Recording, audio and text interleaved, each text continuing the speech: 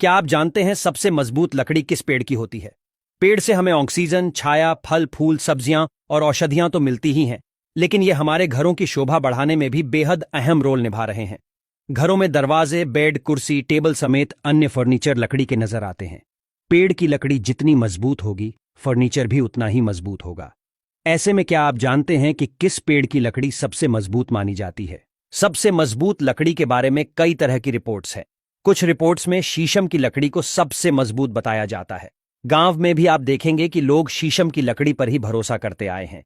इसीलिए गांव के लोग शीशम के पेड़ लगाने पर ज्यादा जोर देते आए हैं। शीशम के पेड़ की लकड़ी अपनी मजबूती के कारण ही महंगी भी रहती है, लेकिन शीशम से ज्यादा मजबूत लकड़ी भी मौजूद है। कई रिपोर्ट्स में देवदार के पेड़ की लकड़ी सबसे मजबूत बताई गई है।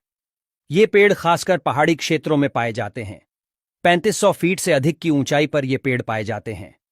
देवदार के पेड़ की लकड़ी बहुत ही मजबूत और सख्त होती है। यही वजह है कि फर्नीचर्स तैयार करने में इनका उपयोग किया जाता है। देवदार के पेड़ को वैज्ञानिक भाषा में सिड्रस देवदार कहते हैं। देवदार के पेड़ को हिमाचल प्रदेश में राजकीय वृक्ष का दर्जा प्राप्त है। किसी भी तरह की मिट्टी में आसानी से उग जाने के कारण ये लोकप्रिय हैं। वहीं क्या आप जानते हैं सबसे महंगी लकड़ी कौन सी है? दुनिया की सबसे महंगी लकड़ी के भाव सुनकर शायद आपके होश उड़ जाए। यह लकड़ी सिर्फ 26 देशों में पाई जाती है। दरअसल दुनिया की सबसे महंगी लकड़ी है अफ्रीकन ब्लैकवुड, जिसका भाव करीब 7 से 8 लाख रुपए प्रति किलोग्राम है। काले रंग की यह लकड़ी अफ्रीका के 26 देशों में पाई जाती है। हैरान करने वाली बात है कि इस लकड़ी के पेड़ को बड़ा होने में 60 साल का वक्त लगता है।